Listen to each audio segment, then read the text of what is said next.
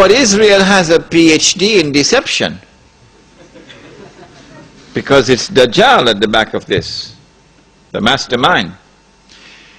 And Israel would not want to wage a big war and appear to the world naked, clearly, as an aggressor. No, that's not deception. Israel has to wage her big war and make it appear as though she was only defending herself.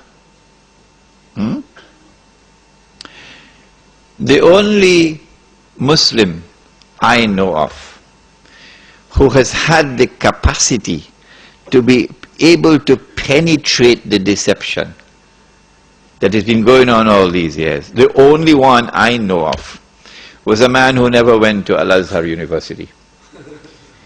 No, he wasn't the Sheikh. His name was Malcolm X.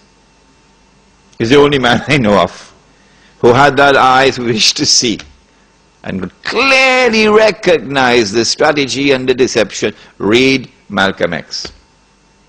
How is Israel going to launch this big war and yet get away from being perceived by the whole of humanity as the aggressor, blatant aggression?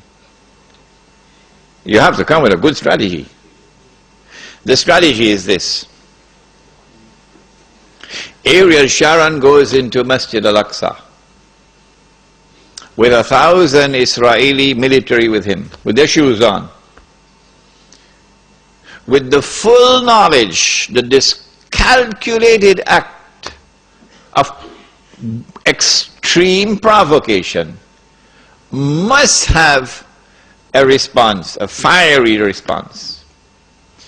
And as the flames of the new intifada emerge, you must keep it burning by committing upon the Palestinian people more and more atrocities that drive them into a greater and greater rage. This is planning, this is strategy, this is not happening by accident. As Israel unleashes this barbaric oppression upon the Palestinian people, you must have a television station which you plant amongst them, which will cover this,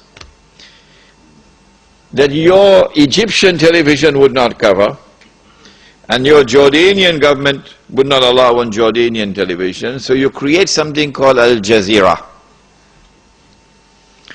And the Arab masses believe Al Jazeera is their station. This is the only place in the world we can get authentic information, Al Jazeera. So Al Jazeera is now used to portray all the atrocities. And so around the Arab world, the masses only have to tune into Al Jazeera and they know what's happening. And so the Arab masses become more and more angry. Impending scenario in which, like the domino effect, governments around the world of Islam, they will claim, are now going to fall.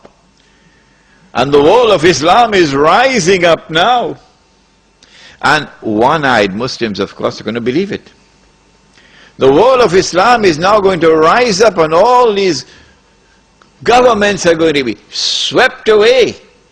And authentic governments representing the Muslim masses will now emerge. And therefore the Jews are going to have their throats cut. This is going to be the most dangerous moment in the entire life of the world of Jews. The media will portray it. If we don't do something, we will all be slaughtered by these Muslim fanatics. Yeah? I tell you, this will be drama worthy of Hollywood when it comes. They must be hating me now for revealing their secrets. It is in this scenario that Israel will say, we have to do something. If we just sit here and do nothing, the state of Israel will be destroyed and the Jews will all be slaughtered. What can we do? They call it a preemptive strike. A preemptive strike. But it won't be a preemptive strike. It will be the most dazzling display of the magnificent application of state-of-the-art military technology that'll leave even Uncle Sam in the backyard. A war like Uncle Sam has never seen and could never wage. That is what Israel is going to wage. Do they have the technology? I believe they have technology that even Uncle Sam doesn't have. It will be a lightning strike. Israel has to put on this magnificent display of military power and state-of-the-art technology beyond anything else that the world has ever known, in order for Israel to impress upon mankind the validity of its credentials that is now going to become the new ruling state in the world. Before Fahad could even blink, the Israelis have taken over the Saudi oil fields and the Iraqi and the Kuwaiti oil fields. The United States, of course, will make some noise, and Britain will make some noise, but will they send troops? No, of course not.